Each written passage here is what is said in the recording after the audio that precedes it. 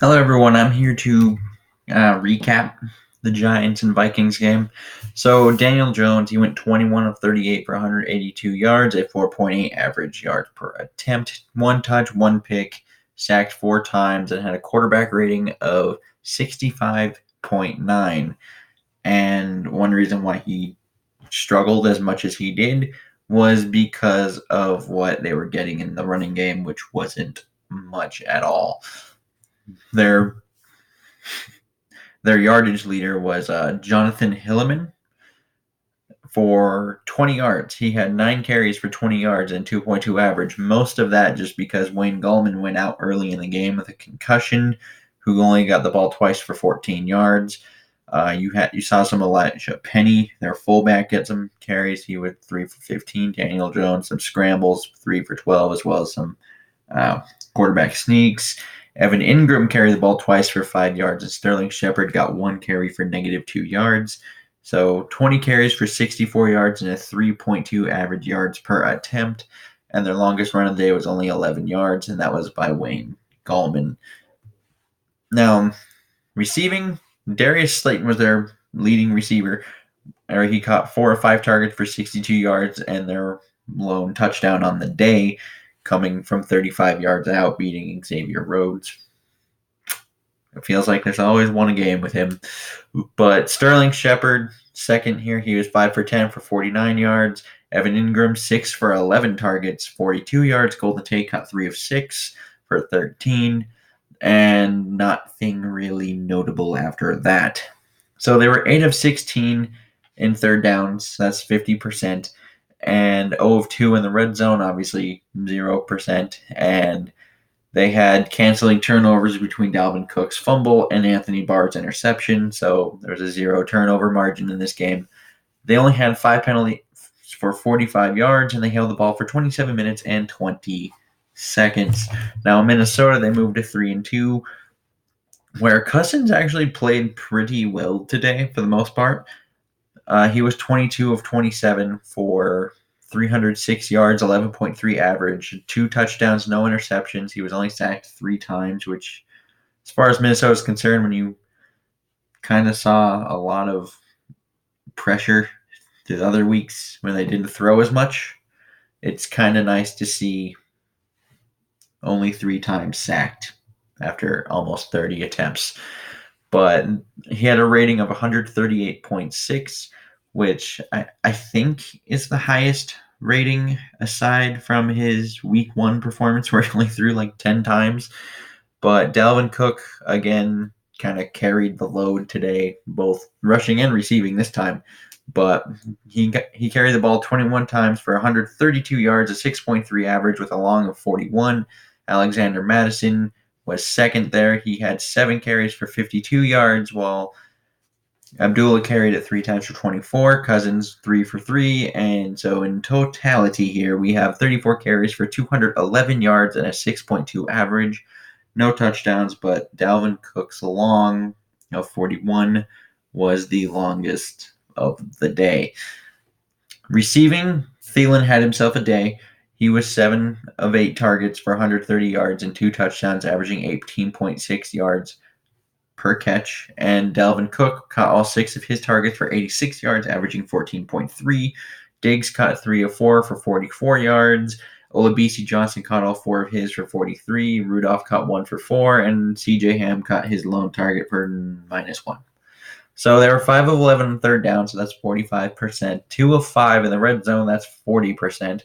Like I said before, 0 turnover margin due to the canceling turnovers. They had 12 penalties today for 112 yards and 32 minutes and 40 seconds of time of possession. So now that we got the actual numbers out of the way, I think the passing game, it came alive a bit today. It was kind of nice to see that based on how dead it has been a little bit in the past here, past month of the season so far. But it's still the Dalvin Cook show. And I think that showed with 218 total yards from scrimmage. So, and I think Kirk still does need to actually get the ball out faster. I think we see him a lot kind of like patting it and then throwing kind of to the same guy who he's planning on throwing to anyway. Like he kind of looks at it, pats, throws. It's kind of been a staple of him. He needs to not do that because our line is not the best, but I think it's closer to average than it looks just because he likes to hold onto the ball a little bit longer than he should. But he does need to get that out faster, and you need to convert in the red zone because they were 2 of 5 today. And considering one of them was a turnover, if you score a touchdown there, obviously this is +7. But just in general, you could have been talking about a 40-plus point kind of day. And we don't have that because red zone. So you need to get better in the red zone just in general. And the penalties, you need to cut those down. Like you cannot win consistently if you're giving up 100 or more yards in penalties.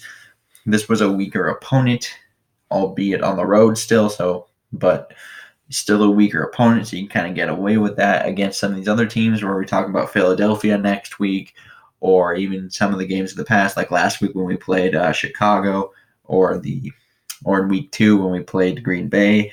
We still have the Chiefs and the Cowboys up on the schedule later down the road. You cannot be giving up these kind of penalties in these kind of things, like especially the holding ones, the holding penalties. Those seem to be real killers at times. So you really need to cut that down. And defensively, I feel like besides the one score and the third down defense being a little bit worse than usual, there wasn't much to complain about this week, which is kind of nice. They held the run game to only 3.2 yards per carry. Yes, they had no Saquon Barkley, and yes, they had no second string running back, but they did what they were supposed to do. They had constant pass rush. They were rattling a rookie quarterback to a degree, and you kind of saw what that did. But once again, penalties. Defensively, we gave up 5 first downs just from penalties. And I don't know how many there were, but I know there was at least 1 or 2 where we gave up a like 3rd and 6, 3rd and 7. We had a neutral zone, and then they would get 5 yards, and all of a sudden 3rd and 6, 3rd and 7 turns into 3rd and 1, 3rd and 2, much more manageable. So you need to be able to stop that just because of how that can sustain drives for other teams, and you kind of end up in a bad spot otherwise. So special teams, good work today outside of the 150-yard return on the kickoff, but that didn't really seem to impact much. But obviously you do want to clean that up for whoever's fault that happened to be. But overall, good work. Dan Bailey didn't miss a kick today, and I don't think we even punted till the 4th quarter, I believe. So pretty good job today.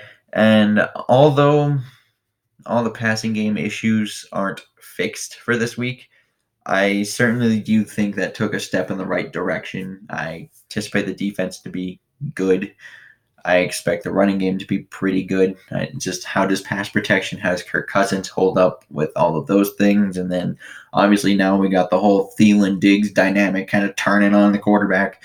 But if this can sustain itself just even a little bit, I think we might be in a pretty good spot. Just a little bit. We don't need necessarily what we got today, I don't think. But if we can just start converting in the red zone through the run. But it will be interesting to see how they do next week, knowing they're going to be taking on another known weak pass defense in Philadelphia. Well, it's in Minnesota, but it's against Philadelphia.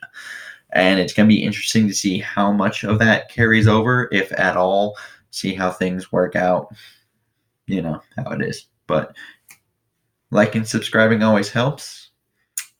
Comments, all the good stuff. And until next time, I bid y'all adieu.